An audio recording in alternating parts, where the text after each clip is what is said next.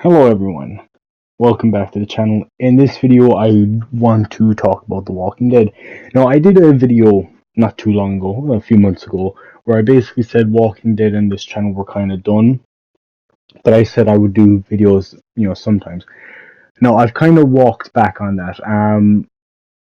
A lot of my passion for The Walking Dead went away, but when the last few episodes of season 11 came out, so the last 8 episodes came out, I had a new form interest in the franchise. Now, I don't think the TV show ended greatly. No, I think the last episode was fine.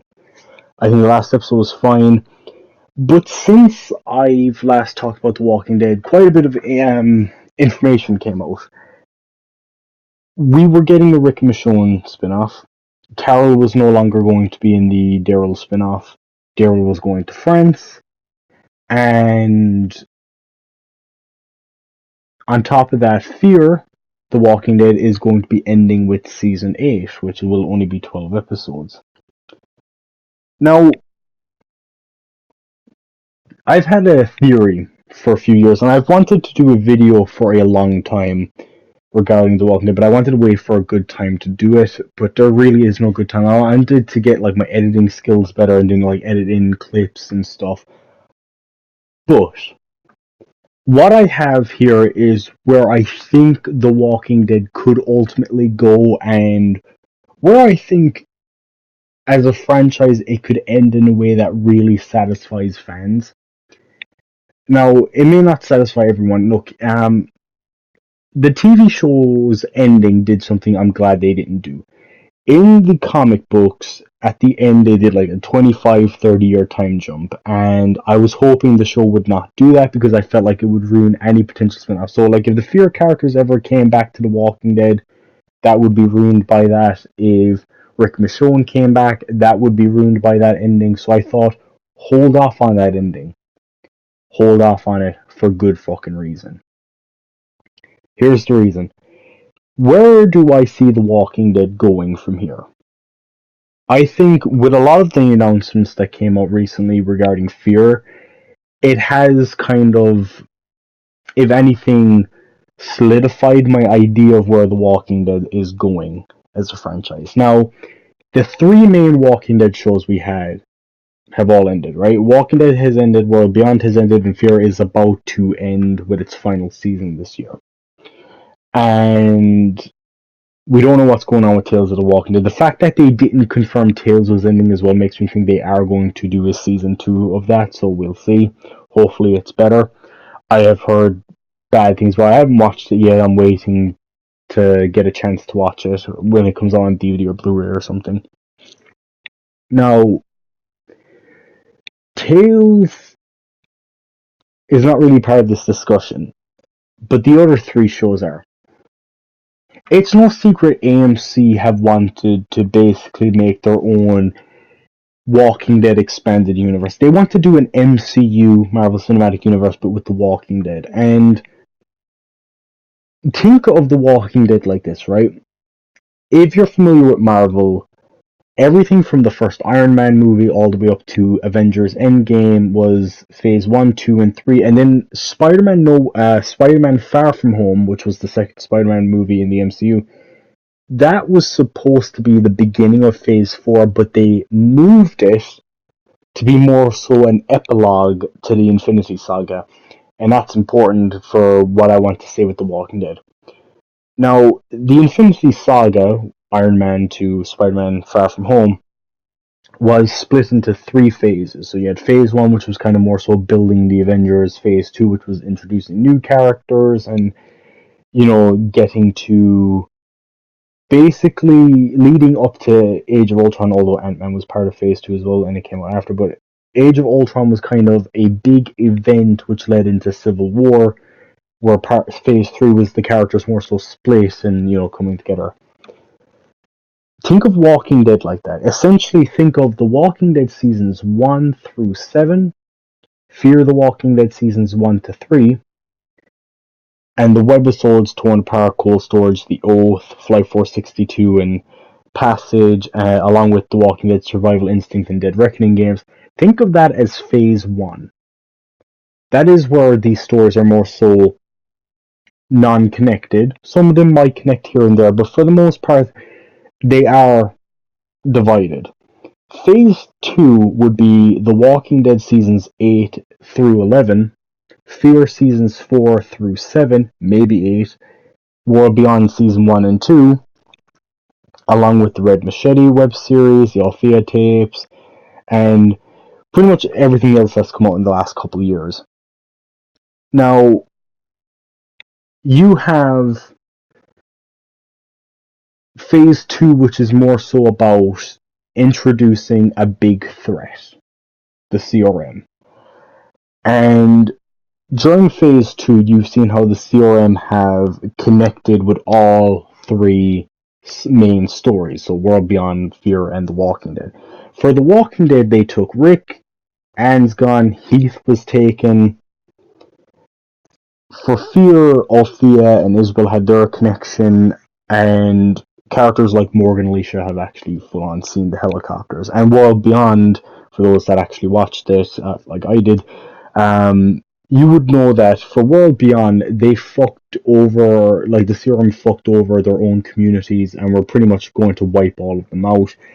And the main characters managed to break free along with some of the scientists while also managing to basically save one of the other CRM communities, and now they're kind of like trying to contact and be like, look, the CRM, not good, you need to be with us, like we need to take these fuckers down, basically. So phase 2 kind of sets up your goals. You have Michonne who's gone off looking for Rick. You have Althea and Isabel who are pretty much avoiding the serum. You even had a character in World Beyond mention Isabel, not by name, but he indirectly mentioned her. Phase 3 of The Walking Dead could essentially be the Maggie Negan spin-off, the Daryl spin-off, the Rick Michonne spin-off, Fear Season 8, if Season 8 goes the way I think it could, and then some sort of big climactic ending. Tales kind of is not really a part of the phases, they're kind of its own thing. And any other thing they come out with, webisode, digital series, tie-in game that's canon. So yeah, like, I have not seen everything in the TV universe. I haven't seen Tales. I need to see Dead in the Water. I need to see. There's this little radio thing they did. I need to check all of them. Not the radio waves, a different thing. So, how can The Walking Dead end in a way that is climactic to fans? Now, I think having the last thing you ever see of The Walking Dead just be the characters living peacefully with a very mundane conflict would be a very lame ending for a lot of people. It kind of worked better for the comics, but for the TV fans, I don't think it would work out as well, and I don't think it would translate as well to TV. The CRM is kind of your big climactic. It's your Thanos, basically. Now, Negan required Alexandria, the Hilltop Kingdom, and I guess if you want to count Oceanside coming together to take the Sanctuary down. The CRM would take everything, and you gotta take a look at, like, what do we have, right? You have the Walking Dead characters who have pretty much merged with the Commonwealth. So you have the Hilltop, Alexandria, Kingdom, members of the Sanctuary, whatever ones there are left, and if Oceanside did survive because the show didn't actually say if they did or not, connected with the Commonwealth, which means the Commonwealth, including people that probably died in those last couple episodes when the Walkers got in, the Commonwealth probably has still around 50,000 people. I wouldn't say they're at 51,000 yet, but they definitely have a lot of people. Now, to my knowledge, I think the CRM have around 200,000 people. Portland, Oregon, which I think is the name of the city that Iris went to contact, that was also part of the CRM, they had a few thousand as well, didn't they? But essentially, you would get the World Beyond characters, which is maybe a couple dozen, and then the Fear characters, which is a couple dozen characters. And Padre, who knows how many people might join them in Padre. But I think Padre is probably going to have tons and tons of thousands of people, so I do. Not to mention there's the group Michonne found, which is thousands upon thousands of people, and I think that's important. We didn't see them in the ending. We didn't see that group in the last episode, and we don't know if they're going to appear in the Rick and Michonne spin-off. So, what I will say though is, take a look at what The Walking Dead has been introducing these last few years. Gigantic groups that are connected in some way with characters we know. So you have Padre, who's connected with the Fear characters. You have the Portland, Oregon group, who are connected with the World Beyond characters. You have the giant group that's connected with Michonne, who knows that they're a part of the Oregon group. And you have the Commonwealth connected with the main show group. Now, by the looks of the last episode, Rick has been trying to escape Commonwealth, but it's not going great for him. Now, I think something really cool to do, because here's the thing. The Walking Dead, by the end of season 11, we were about 12 years... But here's Negan confirmed we were about 12 years into the apocalypse. And if you take the 1 year time jump in consideration, The Walking Dead would roughly be in the year 2023. World Beyond is in the year 2020, because at the beginning of World Beyond, they're basically celebrating 10 years, and only about a month passes between the first episode and the last episode. A month or two, I think, is what it was between the first and the last episode of World Beyond. And Fear, which is about 4 years in, is going to be doing a 7-year time jump, putting it roughly 11 years in. And if they do the journey to the Walking Dead characters, that's probably going to take, with that many people, maybe another year or so, or under a year. We gotta just wait and see. It's very possible Morgan's group were at the Commonwealth in the last episode. They just chose not to show them for the sake of spoilers. Now, I'm not saying they were physically there. I'm just saying, like, writing-wise, you can basically retcon it to where Morgan was actually there. The show just didn't focus on him for the sake of spoilers. I also think the fact that they had all the characters say we are the ones who live at the end, and they had Morgan specifically say that as well in a scene, I think was also alluding to the fact that Morgan is still a part of the group in some way. I mean, he was a major part in The Walking Dead, but I think it would be like he's still important to the characters in the main show. Where do I see The Walking Dead going from here? I think it's interesting how certain characters could really be important in the upcoming years.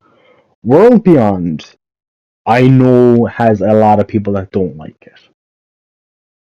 I know a lot of people call it woke. Now, I hate woke culture, but I actually didn't think World Beyond was really woke. I think The Walking Dead season 11 was 10 times more woke. Well, maybe not that much woke, but like it was more woke than World Beyond ever was. World Beyond had a character called Silas. Now, if you don't know much about World Beyond, I'll fill you in about Silas. Silas probably had the most interesting story out of any of the characters in World Beyond. In season 1, he was kind of your more timid, quiet, but like big hulking kid. He was basically more so an outcast because he got transferred from one of the other CRM places because he killed his dad. His dad was a walker. Like, basically, his dad was abusive. If I remember correctly, his dad was abusive, and he defended himself. His dad turned, and then his dad, like, as a walker, attacked his mom, and he, like, killed, his dad, and, his mom basically was like, get the fuck out of here, and he got sent away. By the end of season 1, he's framed for killing someone, and he goes off on his own, and then to protect his friends, he basically gives himself up to be, taken in by the CRM. In season 2, he's a part of, like, a facility where basically it's like these kids that are that take out the walkers with the. You might, if you haven't seen World Beyond but you saw the last episode of Walking Dead, you may see that thing Rick had where he like dug it into a walker's head. They use those things to kill the walkers. Now, there's someone Silas meets in season 2 that he does become close with. This person dies by the end of season 2, and Silas is in another situation where he's basically being captured by the CRM again. You can't really escape these fuckers. Now, before Silas is captured, the guy does tell Silas that never forget who you were, basically. Now, I should also mention that during season 2, Silas grew an interesting relationship with Jadis, or Anne. You may remember her from The Walking Dead. Now, he grew an interesting relationship with her, and she kind of like took him on as her ward. So by the end of season 2 of World Beyond, it looks like Silas is in. He's a well-trusted member of the Civic Republic military, which means he could be very interesting for what's coming up next. Now, as well, you have Elizabeth, who was pretty much like the leader of the militia. She got fucked over by Jadis and is now in prison, so maybe she could defect from the CRM and help out in some way by taking down the CRM. Who knows? Because you did see that killing all the people that the CRM killed was taking its toll on her, so she could want to defect if she's given the chance. She just probably won't because she'll think taking on the CRM is basically an unwinnable battle. Now, I think, considering World Beyond and its characters are not well liked by the fans, I think something cool they could do for Silas that would at least make him a bit more respected by the Walking Dead community is if he plays a major role in getting Rick free. Because I think he could. I think Jadis, considering she's in a pretty high-ranking part of the CRM, probably gets access to see Rick. Chances are, if she sees Rick on a regular enough basis, Silas might get introduced to Rick. And if Silas saves Rick, that could help some fans be like, okay, this kid's alright. Maybe you might even make one or two people go and say, I'll watch World Beyond just to see his storyline. Just because I like this character. I think he's cool. He's the one, saving grace of the show. Anyway, I think Silas could play a very interesting role for that alone. I think World Beyond ended in a way that really set him up to be really important later on. Because if you notice how World Beyond and The Walking Dead ended, they ended in a way where the characters that were still left around, a lot of them had basically unfinished business. And while some of them are getting spin-offs like, Negan and Maggie and Daryl and Rick and Michonne, other characters like Silas definitely have some unfinished business that we don't really know like how they're going to be implemented in the future. I think where The Walking Dead could possibly go is once Morgan and what's left of the Fear group get out of Padre or take over Padre, Morgan could either be like, okay, at this stage, let's go to Virginia, or there's something he hears about which gets him to go, or one of the other Fear characters to go on that way. Maybe Padre knows about the Commonwealth, or the CRM. The thing is, right, the CRM has ultimately planted a target on their own backs because they fucked over people they really shouldn't have. They have people we care about, or at least the show's characters care about. They have Rick. Obviously, the Walking Dead characters are going to care about that. They have Silas. The World Beyond characters are going to care about that. And they are hunting down Isabel and Althea. The Fear characters could have a problem with that, and Morgan would also have a problem with them having Rick if he finds out. I think it's going to take all of the communities coming together to fight the CRM. Now, I know a lot of people probably have thought of this idea, but I want to tell you one thing. Years ago, when it was first announced that Fear was going to be doing a crossover, the channel Make Pat Presents basically, Ronnie Hayes, for those who've never watched his channel, he used to do a lot of Walking Dead videos. He basically said, if anything, don't know the exact quote, but he basically said that this is really just the beginning of what they're going to do. And he turned out to be right. I also made a video in response to that, basically being like, the Walking Dead a more connected universe. And it seems like with all of the way, like these last couple of years of anything have been very telling in that they are going for this big climactic battle. Now it's AMC; they could cheap out, and we could get a very anticlimactic thing like where Rick and Michonne in these 6 episodes. We have 6 episodes where they just wrap that stuff up. Rick and Michonne just end up at the Commonwealth, and that's pretty much it for those characters. And we really don't get anything else. Daryl gets stuck in France or whatever, and Maggie and Negan just head back to Commonwealth as well, and then that's pretty much the end of those characters, and maybe they'll do more with Daryl down the line. For all we know, that's all AMC will do with these characters. It'll be very fucking boring to end The Walking Dead off in that way, but if they genuinely try, if they really put the effort in, they could make the next couple of years of The Walking Dead really cool. and the question is, will they? You have all these characters in place, you have all these little storylines you could possibly do. Will you do it? Now, there's other things to take into consideration. One is Alicia. For those that don't watch Fear the Walking Dead or haven't caught up with it, Alicia Clark is no longer a part of Fear the Walking Dead. At the end of season 7,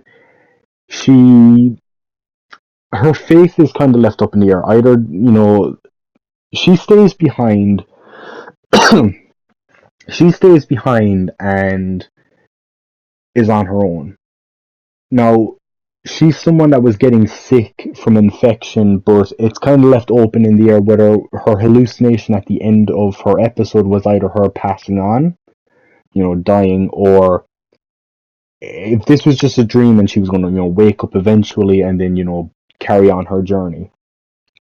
I choose to believe that she's still alive and that she will come back into the series in some way.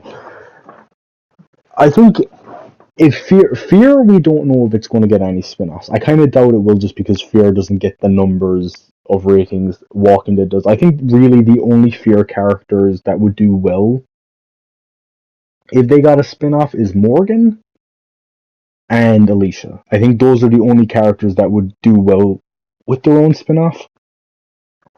So I think an Alicia spin-off would be very smart to announce something like that, especially because there are a lot of people that really just wanted her to take over for anyway. This is a chance for her to basically just get her own time, her own series completely revolving around her and her journey. I think that would do well. A lot of people would watch that. And I think a Morgan-centric spin-off, an actual Morgan show, where either he's hunting for Rick himself, he's on his own journey to get Rick back. Because, again, now that you're ending Fear, you really need to have that meeting happen. And yeah, so where I'm kind of hoping The Walking Dead goes is that all these characters in some way meet back up and we get the big battle of CRM versus, basically our groups, and in the end we get this one big fucking climactic, maybe it's a 2-part miniseries, it's a 12-episode thing, where maybe the first 10 or 11 episodes is the preparing for the battle and the battle itself, and then the last episode or 2 is that epilogue. It's basically the Spider-Man Far From Home. This is where they adapt issue 193, the final issue of The Walking Dead. This is where we get the 25 to 30 year time jump, where we see all the surviving characters in their final, this is where they're at now. We could see Rick and Michonne are now an elderly couple. Judith is a grown woman. Daryl is still, on his own, or maybe he's just happy where he is now. We could see Morgan finally at peace with Grace and Mo. We could see Dwight and Sherry in a good place. We could see Daniel still alive, but like he's probably close to he's old at that point, but he's still alive. We could see Hope and Iris still alive for anyone that cares about those characters. I like Iris. We could see what surviving characters we have left just kind of living a peaceful life, and we can get that ending where maybe they make a statue for Carl, kind of like how Rick got a statue in the show, in the comics. We lost Carl, but at least we got Rick in the end. I would still be pissed they killed off Carl because I'd rather Carl make it all the way through because I just think it's better for the story. But like, if we lost Carl, Rick should fucking survive everything. Um, like I want this franchise to be over and Rick's still alive. He's an old man, but he's still alive, and that's pretty much where I want The Walking Dead to go. Now, some people may disagree with me. I don't give a fuck. I sat through so much shit with this franchise. I'm here for the worst of it, the best of it. I've stuck with this franchise when so many people left. I'm not trying to say that I have the right in saying, well, I do have the right. As a fan, we all have the right to speak our minds and what we want. And that's what I want from this franchise. Because I think it would be the most satisfying way to end this series. Maybe you disagree. Um, Now, for these last couple of minutes, that's pretty much where I want The Walking Dead to go. I will also say Walking Dead content isn't going anywhere. If you remember a couple of years back, I made a video which was basically going over everything canon in both the comic Walking Dead universe and the TV universe. I will be making an updated version of those videos either later on this year or next year because there's still a few things in this franchise I need to play and watch, and I want to basically say give a rundown of what these things are, where they fit in into the timeline, and yeah.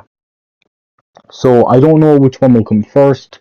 Maybe the TV one, but I kind of want to wait for the three spin-offs to come out and Fear to end, just because at least at that point they'll probably announce other things. So we don't even know if like these three spin-offs are getting a second season. They're probably not. The Daryl one might, but like we just gotta wait and see. So yeah. Now you may say, would AMC really end the Walking Dead franchise? Even if that ended perfectly, it's a moneymaker still. Would they really end it? Here's where they can do stuff. Tales of the Walking Dead, what it should have been, is not cameo of the week. That's what Tales ended up being. What Tales should have been is a show that not only, as we were finishing out the old Walking Dead universe, we had Tales which was kind of, tying up loose ends, like, oh, what was Glenn and T-Dog doing in the early days of the apocalypse? What happened to the Vatos? I know the Vatos are canonically dead, but like, what killed them? What happened to them? What was Madison doing after the stadium fire if they don't explain it thoroughly in season 8? The plane crash from Rotterdam. We could have seen all of that stuff in Tales. Little pieces tying up all the loose ends, like things we never got to see that was kind of more so hinted at. Tales also at the same time could have introduced new characters that, if they proved popular enough, could spawn off into their own spin-off or even join one of the other shows that were already ongoing by AMC. Because I think what AMC should do next is, once all these Walking Dead shows end and that original franchise is done, you continue on. Look at Phase 4 of the MCU. I know it's not a great example because Phase 4 sucks, but the franchise is still going. You can have new Walking Dead shows that go in their own direction, that have their own stories, and maybe you can even bring some of the old characters back. You want to keep Daryl around for a new spin-off on his own? Keep doing that. That's fine. You can have that be a part of your Phase 4. A Governor prequel spin-off based on the books. Do that. You could do all that while you had Tales kind of closing off loose ends, while also opening up new doors, and you could have new spin-offs that continued The Walking Dead and continued making money for AMC. Or maybe you even end the Walking Dead franchise for a few years, let hype build up for it, and then come back swinging with new spin-offs. that might help The Walking Dead in some way, just going away for a while. So yeah, that's where I think The Walking Dead should go, and you can agree with me, you cannot, that's just one man's opinions, and yeah. Thank you all for watching this far, and yeah, more Walking Dead videos will come soon, and I also want to say that I have ideas for Walking Dead videos. I also have an idea for a Walking Dead chapter in the game Dead by Daylight. So if you're familiar with the game Dead by Daylight, I kind of want to do a chapter idea video on The Walking Dead, because I do want to see The Walking Dead come to Dead by Daylight at some point. So thank you all for watching. Peace out and goodbye.